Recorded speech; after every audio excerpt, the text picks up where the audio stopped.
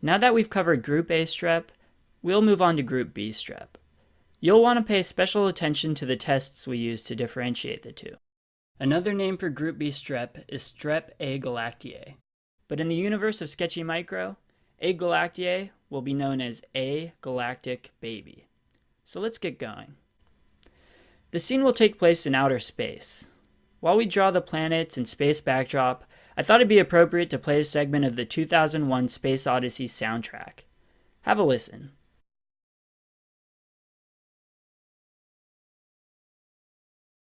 If you didn't recognize it, it was a selection from one of the movie's 88 Minutes of Silence. Maybe not the best song in the soundtrack, but the license was way cheaper. So we're almost done drawing our galactic baby. And done. We chose to use a baby for the main theme of the story because Group B strep causes really serious infections in newborns, so that's the first thing we want you to think of. Now let's give Galactic Baby his sidekick, this stuffed animal. Notice it's a hippo. This is to indicate that A galactiae has a positive hippurate test, which means it hydrolyzes sodium hippurate. This is just a random fact that can come up on a test, and for the most part you'll only see it mentioned when talking about Group B strep. And around the hippo, we're drawing a clear capsule-shaped helmet.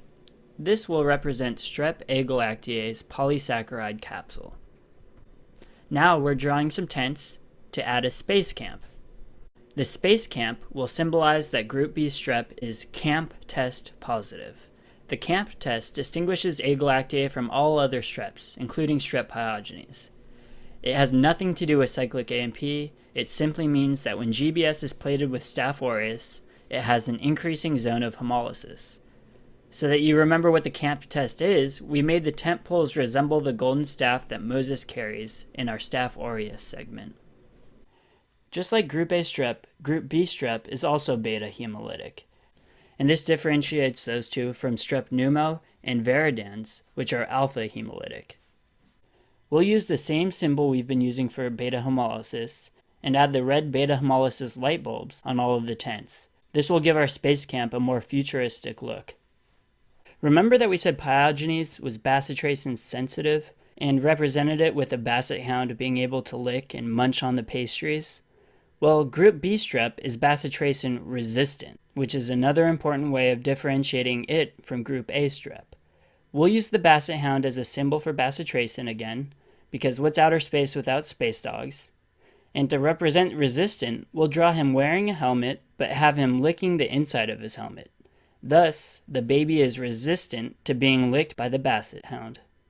So the main concern, and the first thing you should really think of when you hear Group B strep, is that it causes meningitis in neonates. It's actually the #1 cause of meningitis in neonates. So we'll represent meningitis by drawing this special meningitis space helmet. We'll continue to use this galactic baby helmet in future drawings to represent meningitis. Group B strep is also a common cause of sepsis in neonates. To represent this, we'll color the baby's clothes red. And finally, Group B strep also causes pneumonia, so we'll draw our baby coughing. Now we'll draw a mothership, which is going to help us teach the rest of our drawing. So just to reinforce the idea of the camp test, which is important for Group B strep, we're drawing this red arrow on the spaceship. If you imagine the spaceship as a petri dish, this red arrow is what the camp test will look like. The arrow head is the arc that forms at the point of intersection between the plated Group B strep and Staph aureus. Now let's pretend the mothership is in fact the baby's mother. The way the neonate gets Group B strep infection is when it passes through the vaginal canal of the mother during delivery. And this is represented in the drawing if you just use your imagination and pretend that this tunnel is the vaginal canal and the baby just passed through it.